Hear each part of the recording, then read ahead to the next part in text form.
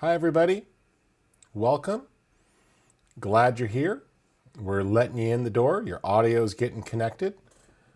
We'll let you all in.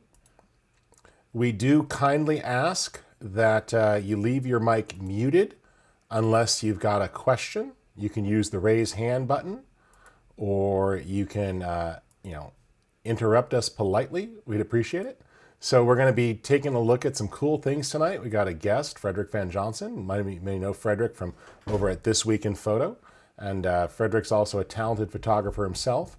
My name's Rich Harrington. I'm the editor over at Photo Focus. Actually, I should say I'm now the publisher.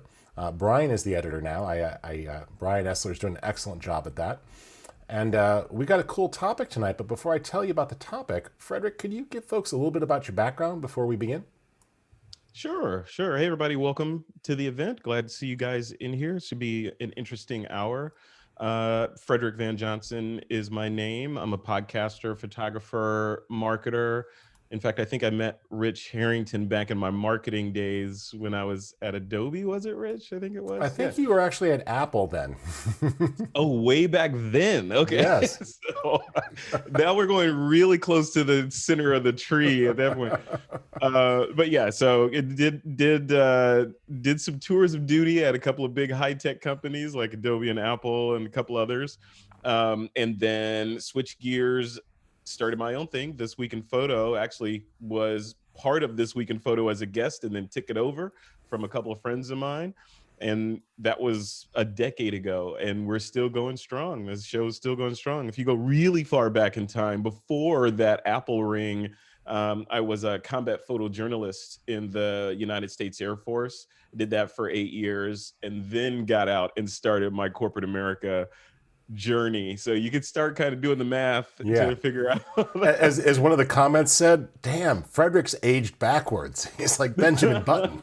So I see Frederick, and every time I see him, I go, he looks younger and better. So I need to know what plan he's on. Here's the secret right here. Here's the magic elixir. Mountain Dew. Just do that. Just pour enough of it into your system. Embalming fluid. Awesome. Well, guys, welcome. We're glad you're here. And you guys should be allowed to unmute yourself if you have questions as we go.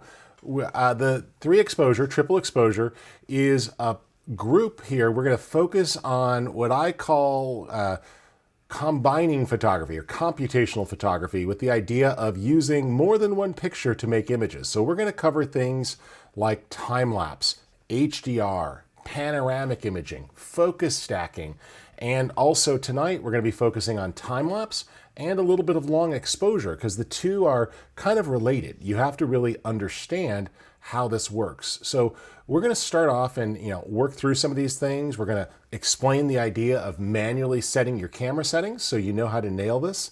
And this will be a great chance to ask questions as well. So I hope that makes sense. I'm just going to kick off a couple of things here though, so we understand a few things about time-lapse itself. And it's pretty simple. Let me just share my screen here really quick, and then we'll talk about the long exposure itself.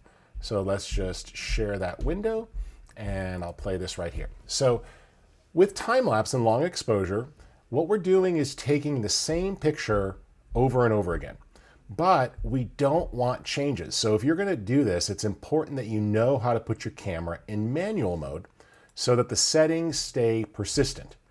And we could do things like capturing a bunch of images. So I'm going to show you a focus stacking example a little bit later. And this really opens up a lot of cool options. And then if you are going to make a time lapse, you just have to put all of these still images together. I'm going to show you an Adobe workflow tonight, but this works with Final Cut, this works with Resolve, this works with After Effects from Adobe, which is my preferred workflow. But you do need to develop all of these files, and you can do that a variety of ways. My favorite is actually with Adobe Bridge as a raw processor, and that works well. And then sometimes I'll use Luminar and some of its problem-solving tools to batch process images. So we're going to do a couple of examples, but this is just a simple one here.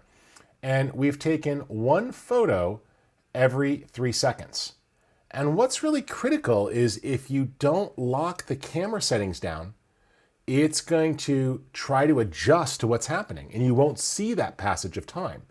So it becomes important that we're capturing that passage of time. You also have to decide if you want streaks or not. So if I would have dragged the shutter, the reflections here in the building could have been streaks, or the elevator going up and down the Space Needle could have been streaked. I favored a little bit sharper, but you can drag the shutter and do some pretty cool things that way. So that's something to think about as you're putting it together. Now, I'm going to show you one more example, and then we're going to go back to just a pure photography workflow with Frederick, talking about a long exposure. But you do have to understand frame rates a little bit if you're going to do time-lapse. So if you've ever worked with video, video is just a bunch of still images played back in rapid succession. 60 frames per second sometimes is used, but more commonly we're going to be delivering 30 frames per second, 25 frames per second, or 23 or 24 frames per second, the 2398 or 24 frames per second. And sometimes that 2398 is also 23.976, and you're like, why in the world are these crazy fractional numbers? I'll break this down for you really quick. It's tied to the frequency of electricity. So back in the old days, and when I mean old days, I mean older than Frederick, older than me, actually older than probably Frederick and I put together, when televisions and stuff were first being invented, they had to actually get them to sync up with the electricity going through the houses. And if they didn't sync them, then they flickered like crazy and made you nauseous. So they actually locked in on these frame rates that tie to the frequency of electricity. And so I know that sounds strange, but that's why Europe has a different frequency of electricity, because they use a different electrical standard. You all now have just gotten 1 or 2 questions right for your next round of Trivial Pursuit when you get together. But it points to the fact that sometimes our world is driven by old decisions made technologically 80 plus years ago. So it's kind of cool to think about that. So you have to know what those are, but most people, you can make this decision when you render. But you have to understand this when you put the material together, so you know how many frames to capture. So if you want a 10-second time lapse, technically speaking, you need about 300 photos. I'm going to show you some tricks to not need as many photos later tonight, but this gives you the idea. So I'm going to show you one example of a cool project we did for Novo Nordisk, which is a pharmaceutical company. Excuse me? Yep, go ahead. The slides are not progressing. We're not seeing the time lapses. Okay. Yeah, you were still on the what is time lapse. Okay, keynote. No problem. Hold on. Let's try one more time. Thank you for interrupting. Interrupting is good when it's not working. Are you seeing it now? We see what will diabetes cost in 2025. Perfect. Before that, you just saw a bunch of slides that had mathematical numbers on it. And if you're like most photographers, you're like, thank you for saving me from the math. Thank you for interrupting there. I mean that sincerely. All right, let me go ahead here and I'll replay 2 things here. So 1 second. Let's make sure that that's working. So we are sharing sound. And I'm going to show you 2 examples. So I'll go back to that slide with the first motion. So here we go. There was the one I was mentioning before when I was talking about the Seattle skyline. So hopefully you're seeing that play now. You could see how the passage of time, we could detect that. So this helps us understand. By the way, shoot raw files whenever you can for time-lapse. Don't shoot JPEGs. Don't be worried about the space. You're going to get so much more flexibility. You can't recover highlights and shadows like this on a JPEG file, so you want to go raw. All right, let's go to that other example we were saying. By the way, so, we were just mentioning scary math, so we'll just skip these, but we layered out those numbers for you. Here we go.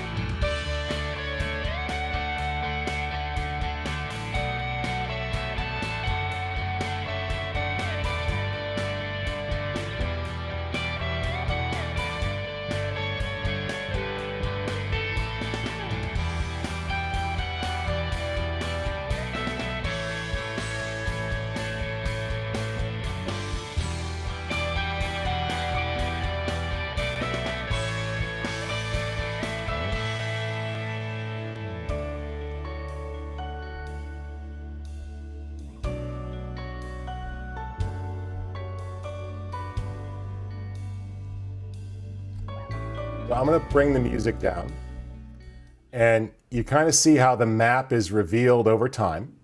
I'll let you in on a couple of behind the scenes moments here so you understand it. But let me start by saying what the client said they wanted was one locked off overhead shot. They just wanted one time lapse of this entire piece being put together. And I said what I say to anybody when they tell me that. Have you ever watched a single shot in a movie or a video for more than 10 seconds? Unless, it's that amazing one shot movie that really wasn't one shot. Usually we have to have lots of shots or it loses people's attention span.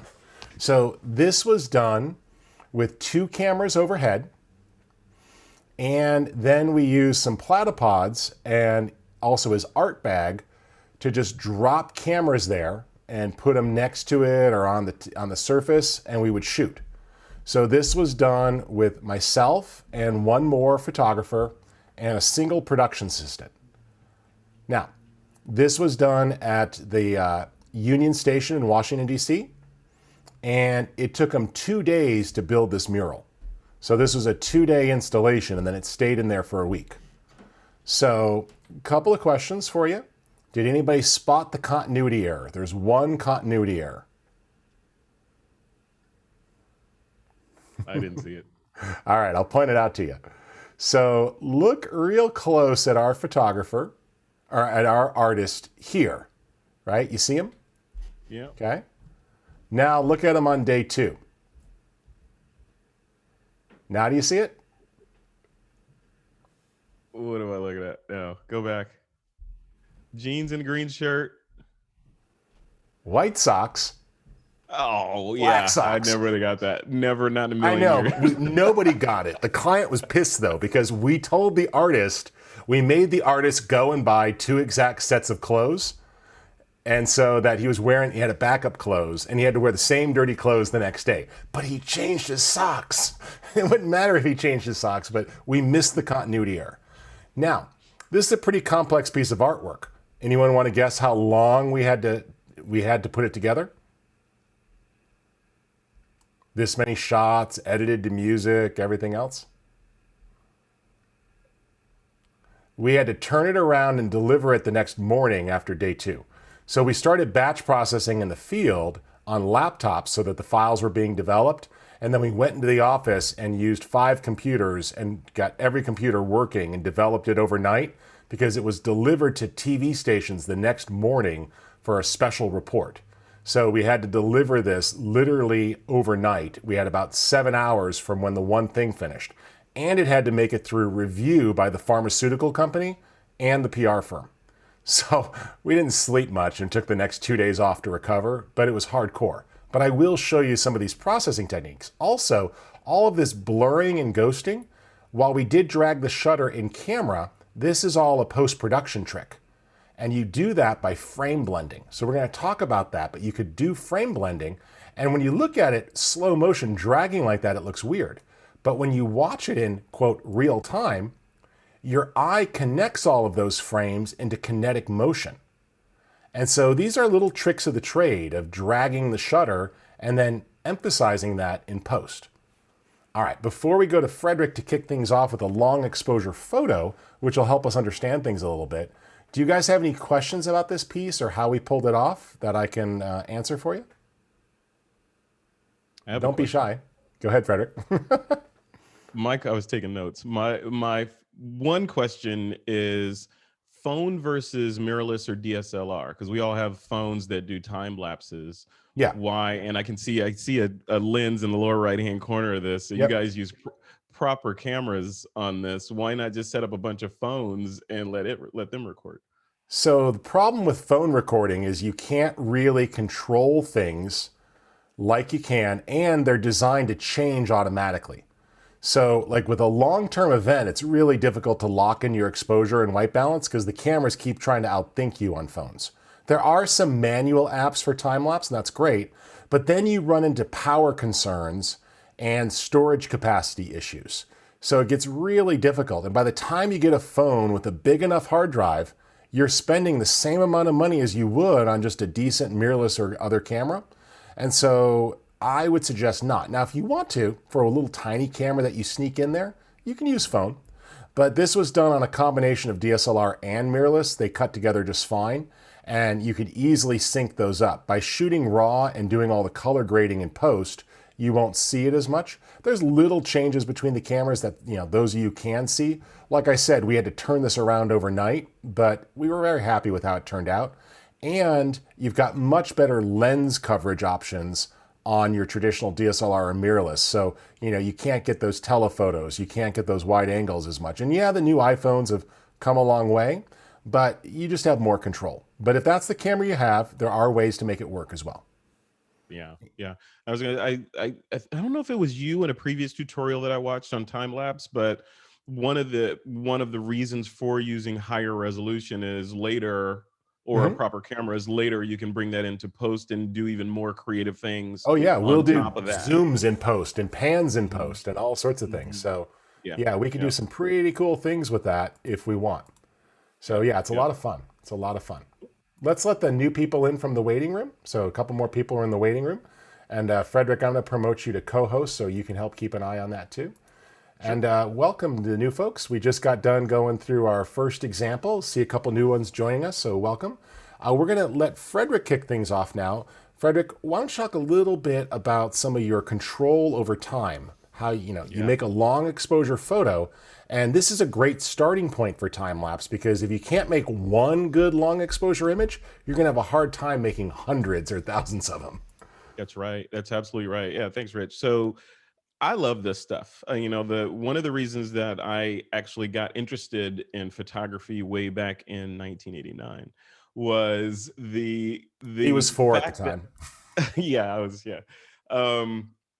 Just the idea that the camera is essentially a time machine, right? I think this all started with just understanding as a kid, trying to understand astrophysics and the speed of light, and the shadow of things that you see in the sky aren't really there because light's still coming, and just sort of understanding all that and how it relates to photography and image making. And then I got really jazzed on just what you can do once you start understanding exposure and using that shutter and dragging the shutter, or even combining different techniques. Like if we have time later, I'll show you guys some combinations of cinemagraphs that I made that are essentially different points in time combined into one frame. A long exposure, I consider that capturing almost like stretching time, because you're capturing something that happened over a long period of time, relatively long. Like in the case of this photo I'm going to show you now of San Francisco, this was, maybe a minute or 30 seconds or something exposure, but you can then take these kinds of things and merge them with other types of content creation to create something entirely new, especially considering that most of your audience is going to be viewing on a kind of computer anyway, whether it's a phone, a tablet, or on a quote proper computer.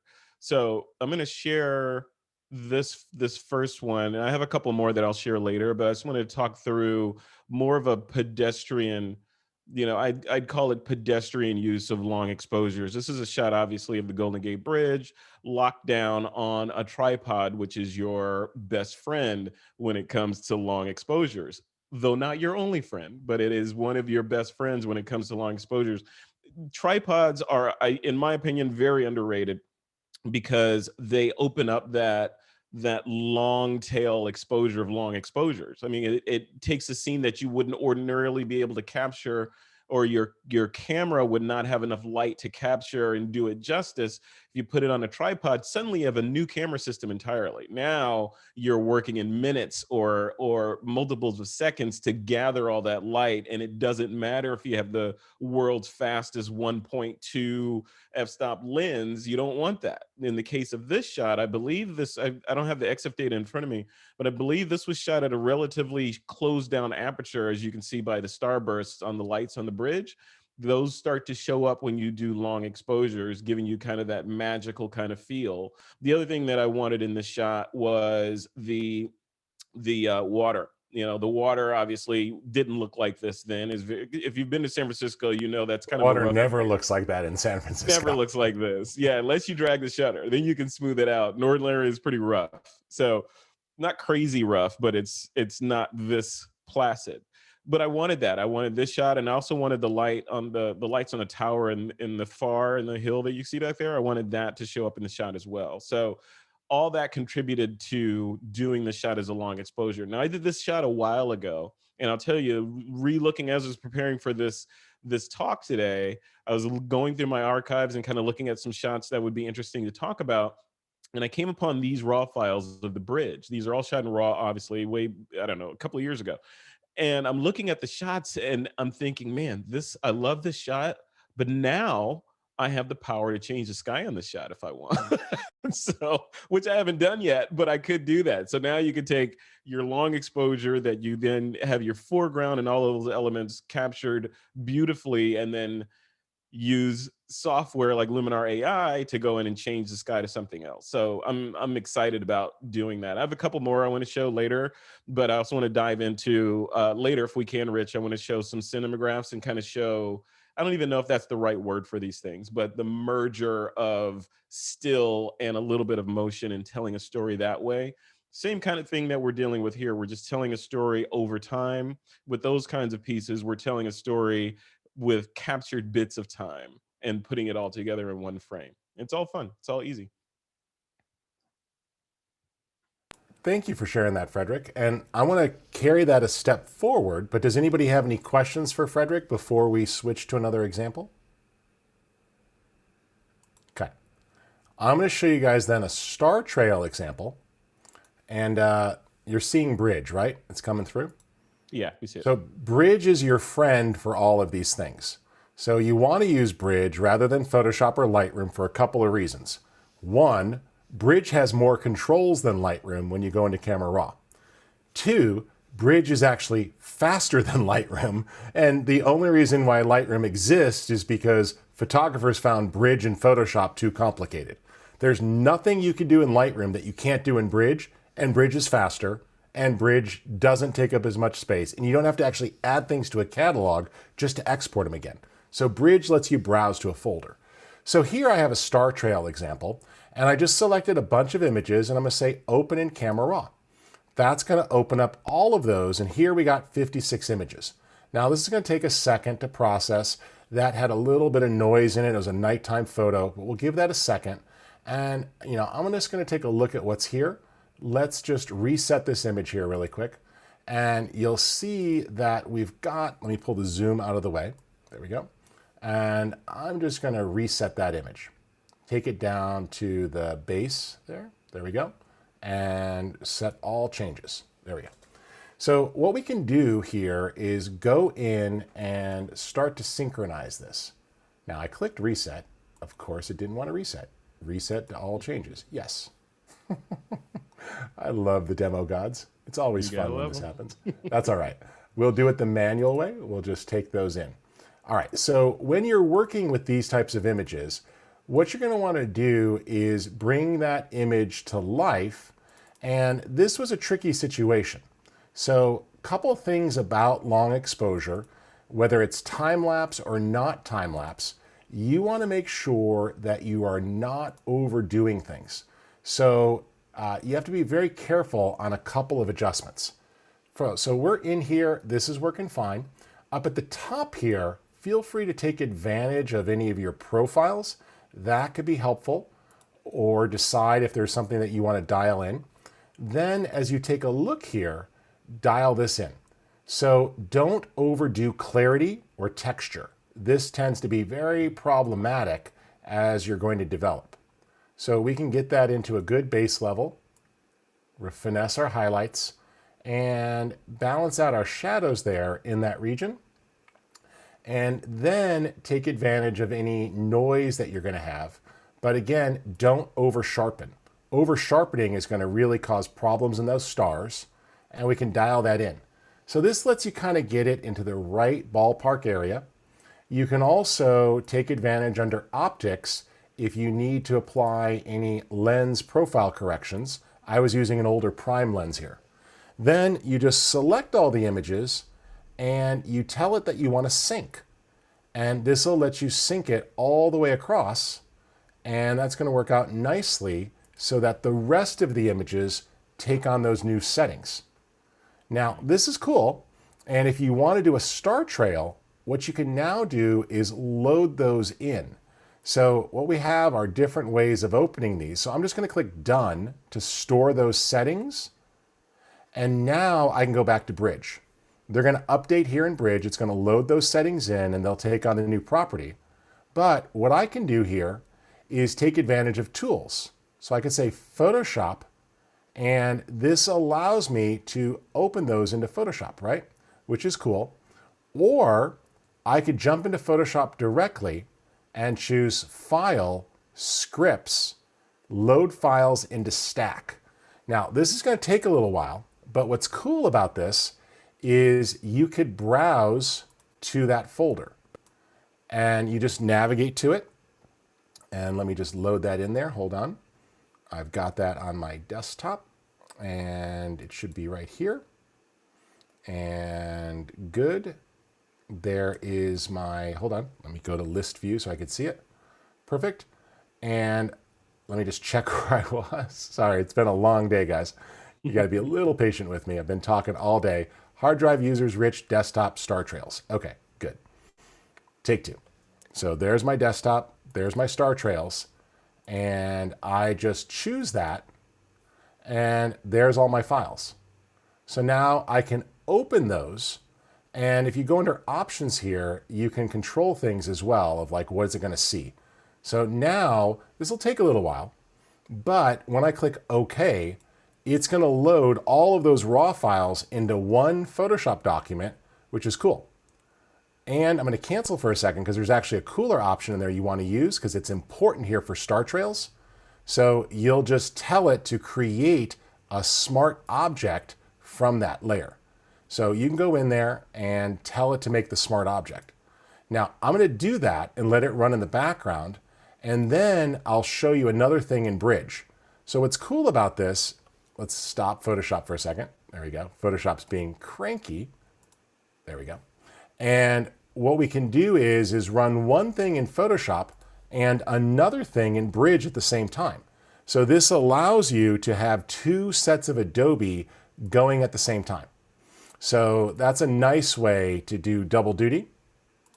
And that way you can work in both applications. All right, let's get Photoshop kicked off and we'll do that stack. There it is. File, Scripts, Load Files into Stack. Browse and choose all the photos that you want. There we go. It'll remember where I was. And I could say Select All and Open. And then check this box.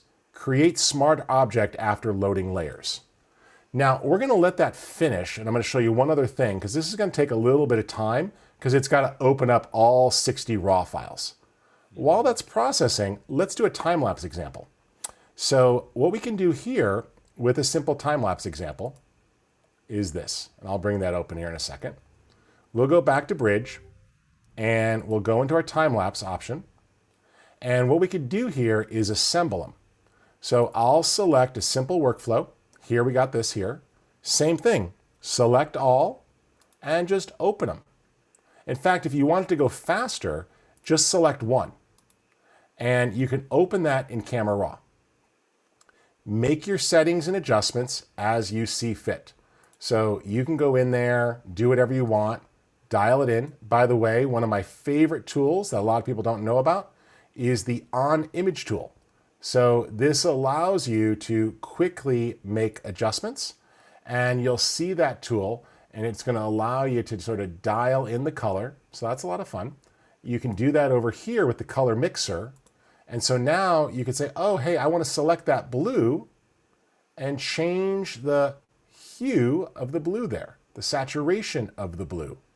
And oh, I want to come over here to luminance and change the luminance of the rock.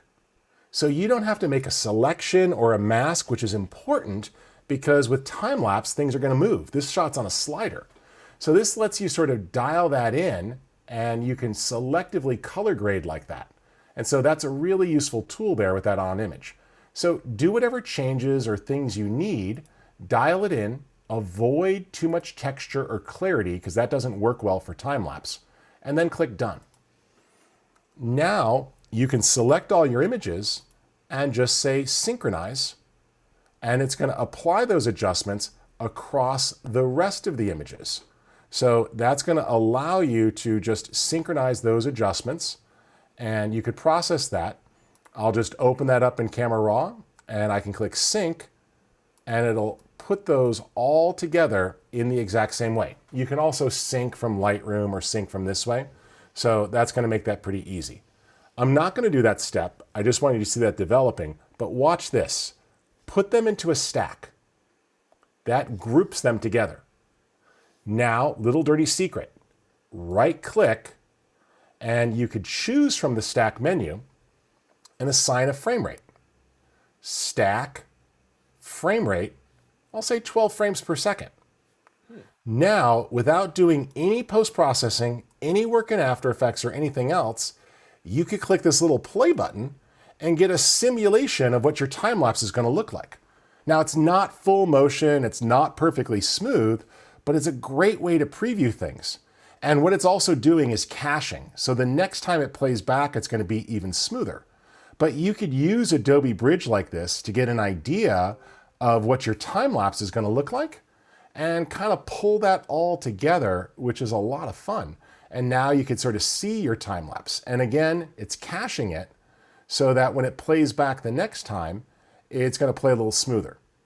And if you want to in Bridge, you can also force that cache to disk. But this is a great way to preview your time-lapse animations without having to do all your post-production first. All right. That's crazy. I had no idea that that was in there. It's buried in Bridge. It was left over from some animators, and they could just like go to a folder of animation frames and preview them. And it was like probably put in for like 5 guys at Disney. But I found it one day and I was like, woohoo, solves a problem. Well, Rich, I have a question. You started off this part of your demo, kind of comparing and contrasting Photoshop and Lightroom, right? Yeah. You can get most of what you need to get done, or all of it done, in Bridge and Photoshop versus needing to go into Lightroom. For people that are watching this and they're like, you know what, I want to get into this time-lapse stuff, and I just need to know which tools to use to just, because I don't want to switch, cars later, in the race. Should they just invest in Photoshop, Bridge, and learning that, or is there merit in the kind of shallower lake of Lightroom? Well, the challenge with doing it in Lightroom is that it's actually harder and it takes longer. So I'm going to show you, and this got a lot easier, Frederick, because Bridge got an overhaul recently and so did Camera Raw. So Adobe made it easier to use, and they actually gave Camera Raw an upgrade to make it a little bit nicer. So let's just do a simple option here. We'll go in and bring in a simple one that we could blend. And so here we go. Let's do this one here.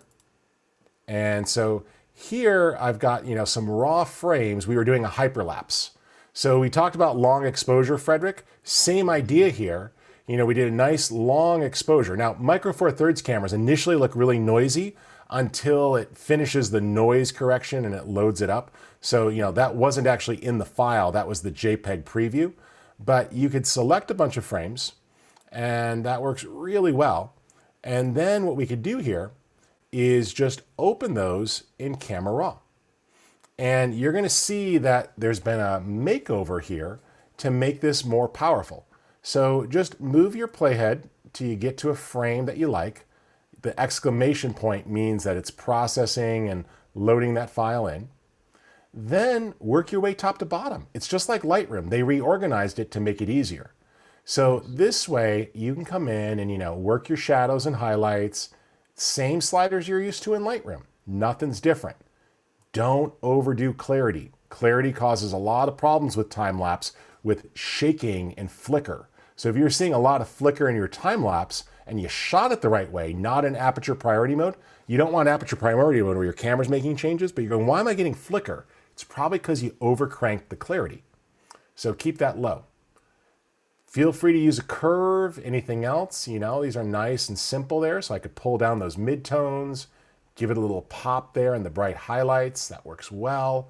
Remember, really cool up here, click this browser and you've got access to all sorts of things, including camera matching. So I can match my camera's built-in profile that it recommends. That's what camera matching does. These are the profiles recommended by your DSLR or mirrorless camera manufacturer. Or you could take a look at these other ones here that are really quick color grading options, or make your own. So I love these camera matching ones because they let me match what my manufacturer recommends for their recommended color recipes. So that's kind of cool and helpful. It's hidden there, right? Like you never knew that it was there. So it's right there. And, you know, you could do your lens correction or anything else, you know, use the profile corrections if you've got a lens profile. Again, I was using a manual prime lens here. So, but all we've done is the camera is mounted on a platypod here and basically taped onto the dashboard. So if we slammed on our brakes, it wouldn't come flying in our faces. So you do all of that, you make any adjustments that you need, and then it's just select all in the film strip, and you could click the synchronize button. So that sync button is going to make it really simple, and it will bring them all in line, and that's pretty simple. And then you've got that ability for those to all take on the same property. Sync settings. You could decide what you're syncing. By the way, if you're using upright, you can have it sync that for any perspective corrections. Any cropping that you want to do is fine. And when you click OK, those settings are applied across the board. And by the way, you just click right here and you could actually save all those files. So if you just click, this brings up a batch processing option. And now you could save them, process them to a good format, TIFF 16-bit if you're a quality freak, otherwise JPEG is going to be fine. PNGs also work quite well because PNGs can be 16-bit and are smaller than TIFFs. And you could do any resizing at the same time. So if you need to resize for 4K here, you could size it down. So this will let you get them down to what you need at a smaller file size. And when you click save, what's awesome is that it starts to do those files and you'll see the progress, right? So like it's making those files, it's writing them out, that's fine. What's cool is that you could actually go on to the next thing. So it's gonna write all of those files, right? So I put those out there, that's great, save. It starts to generate those. You can click done. See over here in the corner, it's counting down, 24 remaining, 23 remaining, watch. Hey, great, done. Go to your next image and keep working. Go to your next folder set, start processing. So Bridge is really the way to go. And I know that seems strange, but you don't have to add things to a library. You don't have to move them into a catalog just to move them out. And all of the settings automatically get stored in the XMP sidecars, not in your Lightroom catalog, so that if you move the hard drive around, this works great.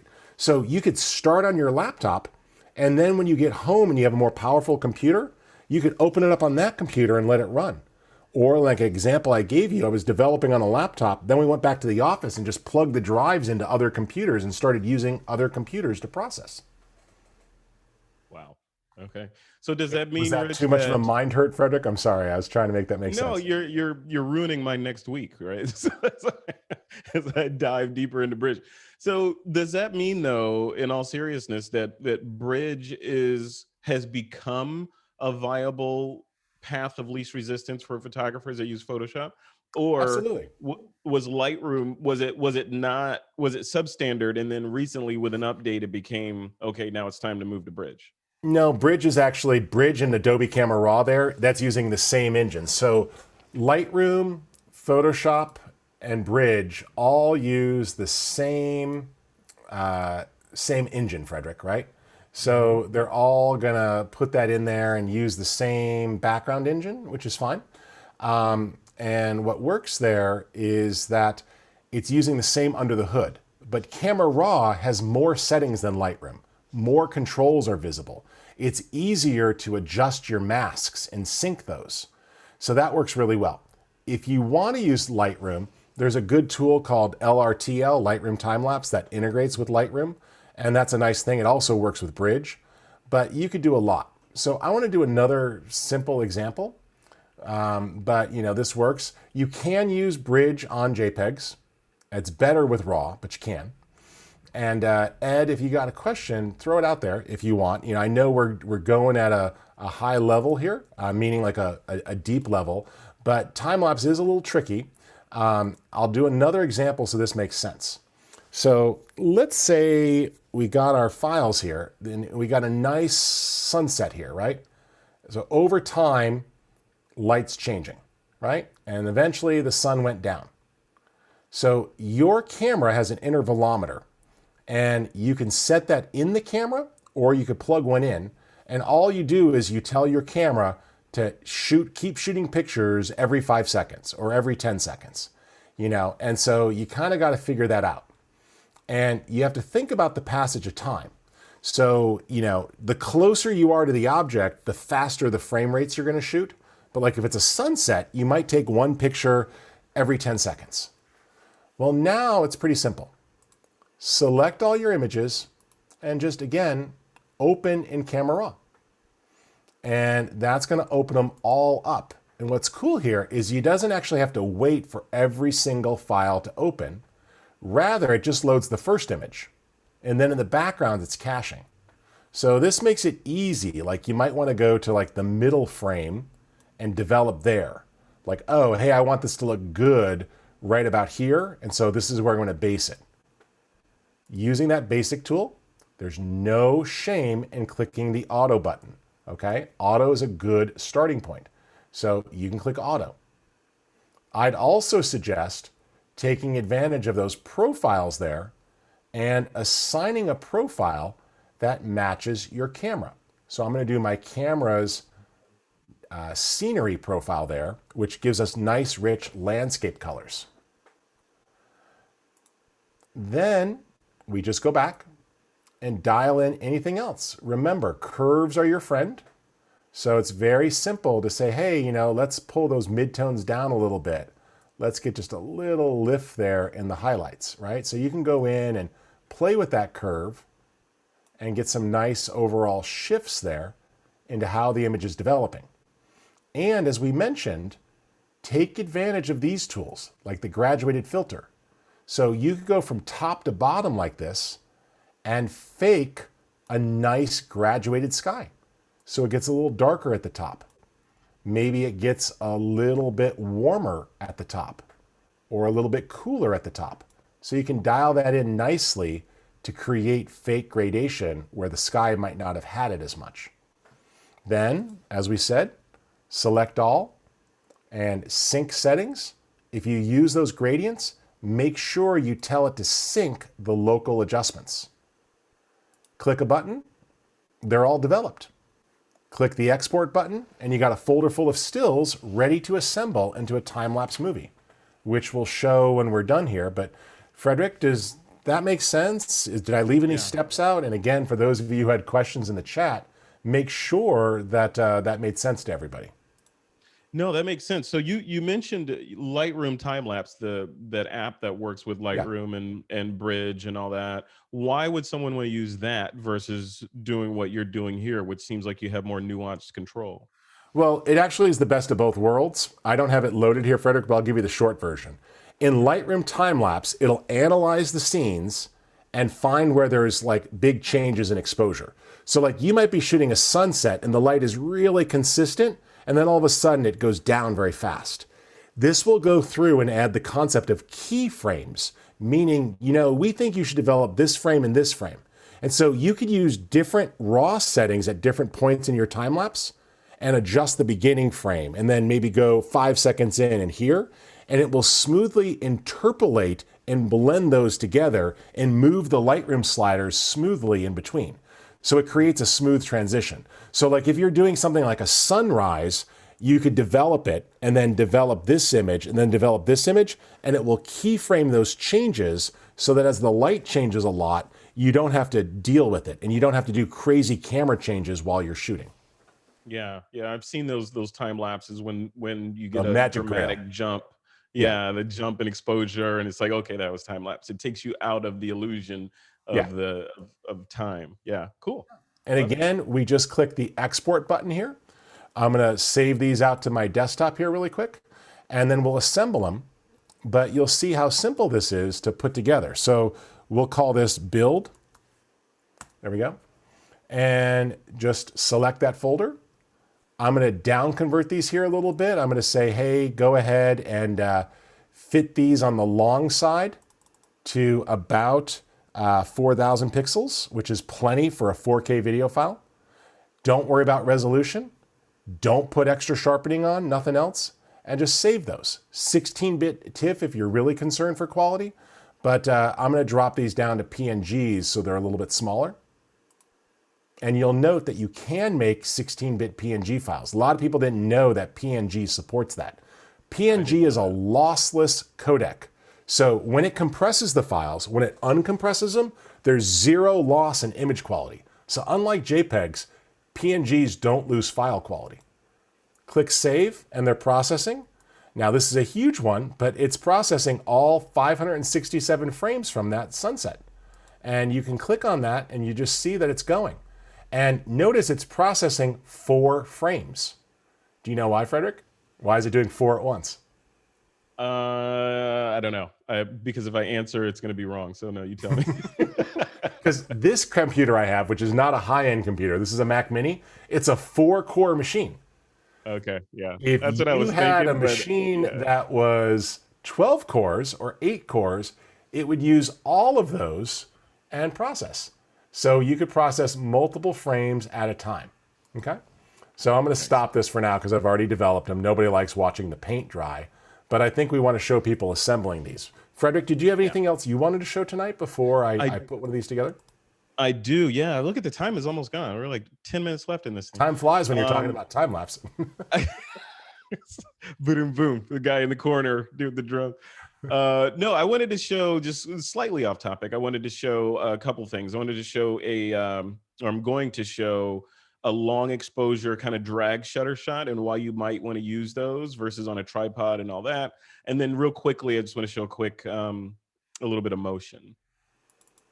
So let's bring this up. So here's a shot. I guess I should click share on this. So here's a shot from Vietnam. This is in Saigon or Ho Chi Minh City. And this, when I was standing there in the corner, if you guys have ever been in a city like this, it is just an ocean of color and sound and scooters. They're everywhere. Scooters everywhere. There's an ocean of scooters. They look like blood vessels. There's so many scooters in this town. It's just flowing in every direction. But long story short, I wanted to capture the frenetic pace of the city. I didn't want the faces to be visible. I just wanted you to the viewer to kind of get a feel for the motion that was going on here. So this is a long dragged, probably a good second and a half to maybe a second shutter with me panning along with the bike. I did a couple of shots where the scooter was too sharp, right? So you could actually make them out, and it looked like it was a great shot, but it wasn't what I was going for. I was going for more of this kind of impressionistic, painterly kind of feel. And that's all with just in your mind, just kind of using the fact that, it's not all about freezing motion and tack sharp everything and everything has to be perfect. Your camera is a paintbrush and you can do whatever the heck you want that is in service of whatever story that you're trying to tell. In this case, the frenetic pace and the colors and the motion that bring me back to that corner I was standing on when I shot this, when I created that photo. So this other one I wanted to show real quick is this guy here. So this is an example of a cinematograph. Now this was shot with I believe this was just a GH4 that I was using, a Lumix GH4 on a tripod. This is a little Me Photo tripod. The model, we had a couple people there, the model and the production assistants and all those folks had gone to a secondhand store before this shoot, and we all showed up at this is an actual haunted castle in Ione, California, which is known as the most haunted place in California, if you believe in that kind of stuff. One more reason not to visit California. Earthquakes and ghosts. Yeah, because they tend to go with you. Yeah, I think all the ghosts are moving to Texas, though, so it's okay. They tend to like it cold. But yeah, so we put all this together, and I wanted to do kind of a creepy teapot shot. And everything we got here, the doll, the teapot, the outfit that she's wearing, all this stuff was found items that cost us under $20 from a secondhand store on the way to this location. So I believe if I scroll in, let me just reload the page and it should animate. So you can see, oh, there we go. The mouse has to be on it. So you can see it animating. This is literally the camera on a tripod aimed at her and me recording 4K video. So just record 4K video for what? I don't know. We did it several bursts of maybe 10 seconds at a time. And then from that, you bring that into, in this case, this was the Flixel software. You could do this in Photoshop without any software now, right? So any external software. So you bring it in and basically lock down the parts of the image that you don't want moving, which was everything except her arm, the teapot, the liquid, and the liquid hitting the water, and then her hat. And we had somebody just with a piece of paper waving it off camera to make her hat, make the feathers in the hat move. And she just poured the tea over and over again for the shot. Brought that back and harvested it to make the shot. And it tells the story. The other element that you can't see or hear in this was in post, in the post-production nonlinear video editing software I use, I added sound. So I added in post, I added the sound of the water hitting the cup. And then I also added a little bit of wind. It's very low, just little wind sound in there just to kind of give you a little bit of atmospherics. And then lastly, I put some creepy kids music in there with the kind you hear in the horror movies all the time. So I put that in the background very low, and all that came together to make this a really, really creepy shot that was really simple to do. The actual capture of this was a tripod, a camera, and rolling 4K video. That was it. So I just wanted to share that, Rich, as an example of taking different elements and then putting them together in a single frame to do something that wasn't possible before. You're muted, Rich. I was just giving you a compliment, so it's good I was muted. We wouldn't want you to hear the compliment. So I was saying that was we'll have to wait another 10 years. So I'm going to show you guys how to assemble these. And this is just a kickoff tonight to get you thinking about this concept of time and motion. We'll go deeper on each month's episode and we'll explore more things here with you. I did share in the chat a formula for figuring out your intervals and things like that. So I gave you one way of thinking about it, which is how much time do you want to fit something in to tell a story? But generally speaking, you just got to think about the action. So if you're shooting something really close that's moving fast, use a shorter interval. If you're shooting something like clouds moving, look at the speed of the wind. So you may have to adjust. This is After Effects. Here's what I'm going to say about After Effects. No one ever said After Effects was easy, but there's two things to know. One, you can get paid really good money and only know how to use 3% of After Effects. You don't have to be good at After Effects. You just have to know how to get the job done. But if you do become good at After Effects, people who know After Effects pretty much always have work. So it's a very in-demand product. Here's what we do. I'm just going to double click to import, or you could choose File Import, and we'll navigate to some of those frames that we've already processed, right? So you just want to find one that you export out those still images, and then when that's done, you could choose to import it in. So here I've already got some processed, right? So I select that, choose the first image in the folder, and tell it that it's a TIFF sequence.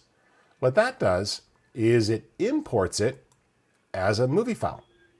By the way, I did a little cool trick here. It's an advanced thing, so I'm going to keep it simple. But I developed this 3 separate times. So I developed it once for one part of the sunset, developed it with other settings for a different time. And that's the same raw file with different settings. So this way you could actually totally cheat and just develop your raw file for like a good setting of settings for the beginning, a good setting of settings for when it was down in sunset. And so you see here how we have different settings here, and we've just tweaked that. It's actually the same data, but we can layer those in together, which is cool. All right, let's just take this one though. You import it in, right click and say interpret footage, main. And this is where you assign your frame rate. Do not interpret at 30 frames per second. It's going to make things nauseous. Even though we might deliver at 30 frames per second, we interpret at 10 or 15 frames per second. That's also great because then it's a smoother time lapse. So I'm going to interpret here at 10 frames per second and hit OK. Now what I could do is right click and say new composition from selection. It automatically drops it in. What we'll now do is adjust that for our size. So under composition settings, you'll find presets. So I could say, oh, hey, I'm going to be delivering this. And I already shrunk this one down, but I'm going to deliver this here at 720p video. I had to shrink these files down for download for people. But hey, those are HD files, HD TV, 720. There we go. And so obviously, if I didn't shrink these down, you could do 4K, you could do 1080, whatever you need. But now this is cool because we can look at these stopwatches. This allows me to adjust the scale. So I could start out wide, and then over time, we can slowly zoom in by just keyframing that scale property. See? And so when I play that back, you're going to see how it zooms in. But it's a little, now up front there was a couple of bad frames as the camera got bumped. So let me trim past that. So just go to where it looks good. There we go. And you can trim it. Perfect. Now, here's a cool secret. What you want to do to smooth that out is turn on frame blending. It's right here. Then turn it on for the individual layer. And now what it's going to do is it's going to smooth that out and drag the shutter. So you can see there how the clouds look smoother. And so there's the idea of the time lapse. And we put a little zoom on it in post. We had the motion. And you can do anything else you need to in After Effects. It's got the same tools, so if you need to tweak it. But now, there it is playing back at real time. And you see, without having a fancy slider or anything else, we could add movement. A slider is still cool, but you could add zooms and pans to your time-lapse in post. Frederick, did that make sense? I know After Effects is a little intimidating. I could do another one. No, that is. I would love to see another one because After Effects is intimidating until you start understanding those little things like that. Like set the stopwatch on something, move the playhead, press the stopwatch again, and whatever the changes that happen between that window, it's going to animate. And that happens across everything from moving to blur to rotation to everything. And you can do it all at the same time. Yeah. So here we did a longer exposure at night, and we put a little light on the rock. By the way, when I say a little light, it was at like 5 power. It was like a lume cube on lowest power with a piece of diffusion wrapped around it. Because when you shoot over time, it really illuminates those things. So we put a light off camera coming from the bottom here up the surface of these two rocks to fill that in.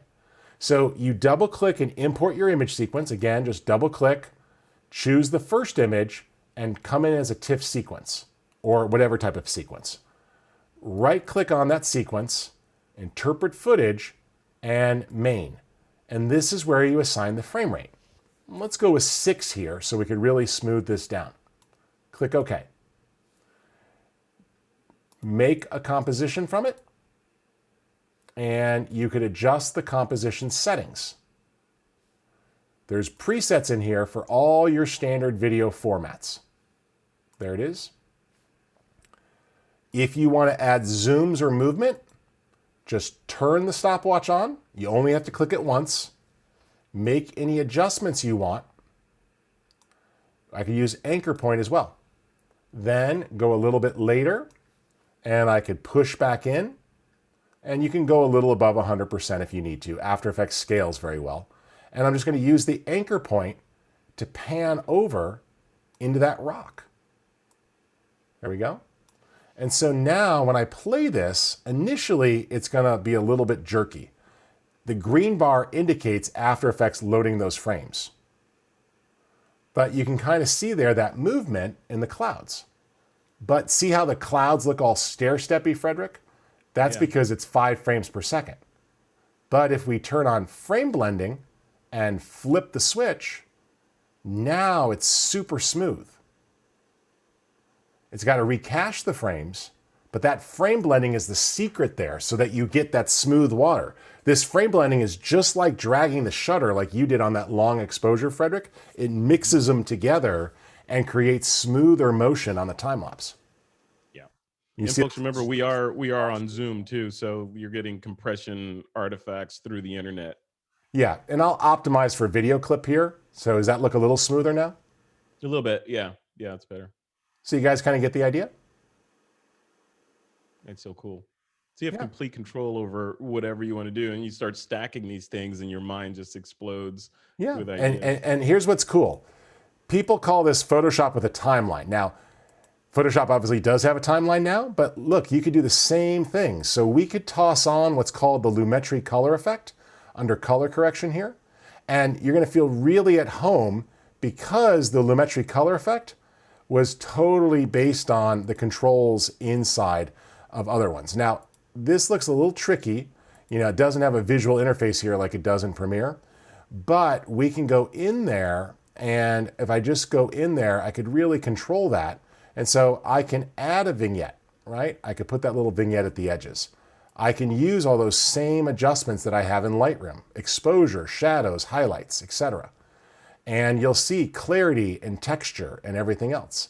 So you could pull all that in finesse so that you could do things like recover the highlights if you realized you need to. So you have all the same controls that you do in Lightroom right there in the Lumetri panel, and the same sort of things you're used to.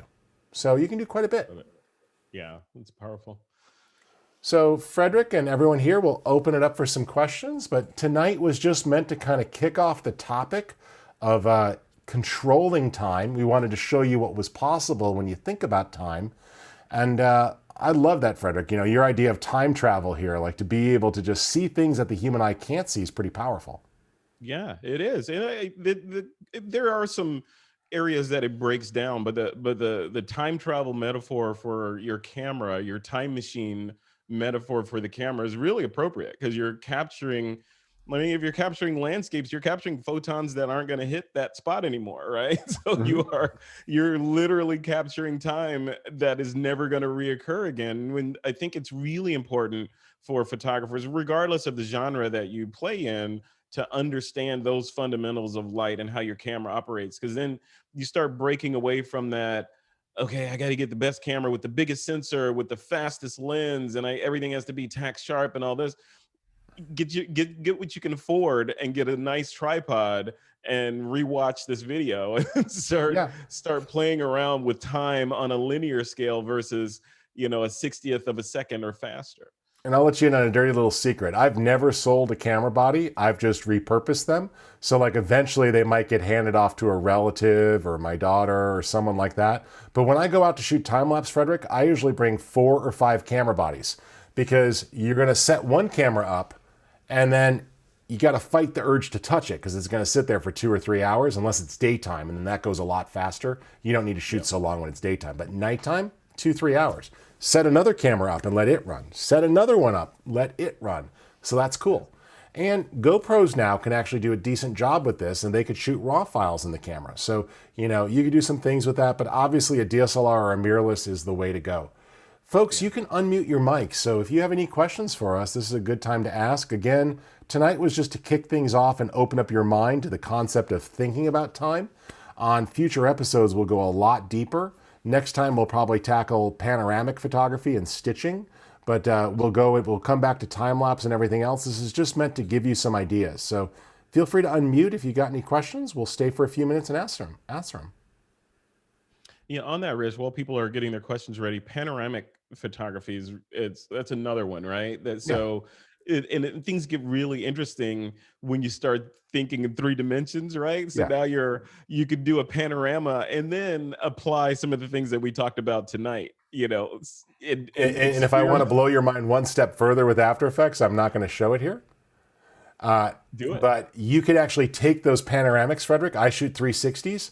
And in After Effects, you could turn them into a cylinder. And now you could play it like a movie and render out a movie of like a seamless loop, perfect for tourism or signage. Or if you shoot actors on a green screen, you could drop them literally inside of there and start putting in virtual cameras, and you've got a full 360 set.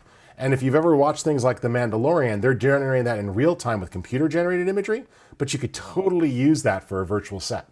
I do see a question in the chat. So can time lapses be done without After Effects? Yep. You can make them in Premiere.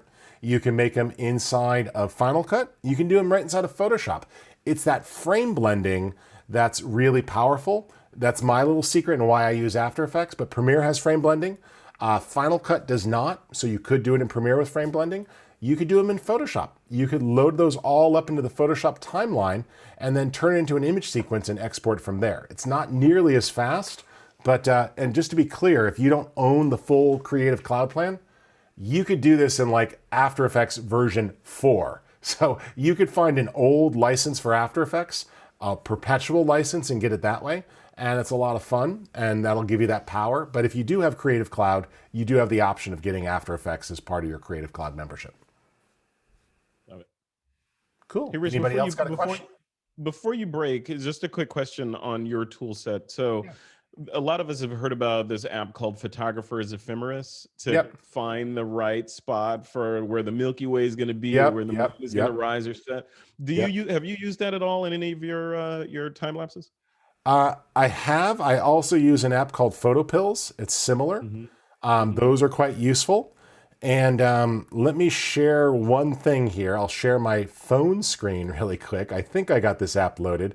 I probably should have checked before I shared my phone screen. And hopefully we won't get any embarrassing phone screen notifications. But let me just pull that down here. And I'm sharing my iPhone screen. And so there we go. We see it now. Yep. So there's all sorts of tools for time-lapse, and those are going to help you. I also use one for paths. So, you know, you can get sun paths and other things. So let me just go here into some of those tools. So I just keep a folder of them, and under Photo Tools here, you got all sorts of options. So they're a little harder to find. They got rid of it, but Trigger Trap lets you use your smartphone as an intervalometer. You can still find those cables for sale if you look around. Time-lapse Views useful. Light Track and Soul are both great apps, but there's the Photographer's Ephemeris that you mentioned. And Light Track makes it really easy to know where you're living right now. Like you could just say, hey, go to my current location. And then what you can do is actually adjust time. See? And it shows you where the sun is going to move across the horizon. And you can go and see the same thing with the moon. Where's the moon going to be? Which is pretty cool. So that kind of helps you. And you see there, it also shows you the elevation, how it's going to change over time. And that could be quite useful. So I like that one. And there's lots of cool apps out there. That Photographer's Ephemeris is a really cool one that you mentioned. So those are going to come in handy. I mentioned Light Track. That's good too. Let's go to another one there, by the way. And so you can go in Sunseeker. This is one of my absolute favorites. So this one's super cool. Besides telling you the details of, you know, hey, what's going on here for sunrise and sunset, this is going to be a little weird because I'm in my basement, but I'm going to go to 3D view. And look at this here. Now, can you see what's kind of, also Zoom's only going to let me do it this way. Obviously, I'm in the basement here, but do you see what it's telling me? I can see where the sun is going to be. And as I pan around here, come on, Zoom, catch up. It's going to actually share that. So, Frederick, it stopped updating, did it? There we go. It did, yeah. Now it's so you see there, as I move around, I could see where is the sun right now. So it's telling me that the sun is below the horizon right there. See the little dot there, the yellow dot for the sun? You've got a big rectangle on the screen that's hiding whatever you're trying to show. Oh, I'm sorry. Let's try that again. See the yellow dot? So that's where the sun is. And so this line on the screen shows you exactly where the sun is going to be at what time of day. And so you can actually look at your horizon. This is augmented reality, and that lets you see everything and know exactly where the sun is going to be at what time of day. So you can look through your phone, totally see, hey, the sun's right there. And at 4 o'clock, oh, it's going to go right behind that building. So you can look right through your smartphone screen and project where the sun's going to be, and it locates to your geodata using the GPS satellites. So you never have to guess where exactly is the sun going to rise or set. And I got to tell you, when you're trying to shoot sunrise and you're in a place that you didn't get to location scout, you're like, where's the sun going to rise? Well, I think it's over there. And then you realize you missed it because you were framed wrong. This solves that problem. So cool. Yes, use technology to cheat, because it doesn't mean you're cheating. It just means you're smart. You're using the tools. That's what it means. Yeah. Cool. Anybody else have any other questions for tonight before we call tonight? Cool. Frederick, we told people about this event through Photo Focus. You mentioned This Week in Photography, but what can people find there? What are some of the cool resources? You do shows all the time as well, so people should check those out. Yeah, so This Week in Photo, that's my hub on the web, thisweekinphoto.com. Go check it out. There's a ton of stuff there. Like Rich was saying, we release all of our podcasts there, as well as the videos. So the podcasts that I do are recorded as interviews, much like this, and then they're released as videos, edited videos, and audio. So those are there. You can subscribe to the podcast there, but there's also a community there that we run called the TWIP Pro community, and we're about to release a bunch of courses for photographers. Time travel for photographers is one of the courses that we're releasing, so that will be there as well. So go over there, sign up for the email list, and we'll let you know when the next phase of TWIP is announced, which should be within the next couple of days. So yeah, awesome. Look forward to seeing you guys over there. And I'm pretty sure for those of you on the Photo Focus newsletter, we gave our time-lapse class away for free this week, a certain number of classes. So if you want to check that out, you can find that, but we released that. And I'm just trying to see if I could find the link, but we had that in our newsletter. And so if you subscribe to our newsletter, we occasionally give away classes. We also have classes available for sale, but be sure to check that out. That's going to help you. And I'm going to check here if I got a link for it. I might. I do not, but I'll find that for you guys. And just join the Photo Focus community as well. And that's going to help you locate those items and find some cool resources. So that's community.photofocus.com. But I know that we did share our time-lapse course this week. And if you join our community over there, just ask for it. We'll give you a copy. And that'll let you watch this at your own pace, and it'll cover some of the field side of shooting too. So cool. This is great. Really and Frederick, thank you for all you do for the community. I loved your cinematograph example tonight, and walking us through that long exposure. Folks, don't be afraid of manual mode on your camera. All you could do is just screw it up and you just try again. So it's a great way to really learn this. So cool. Film is cheap. Yeah, especially since you could erase it and reuse it these days. Yeah.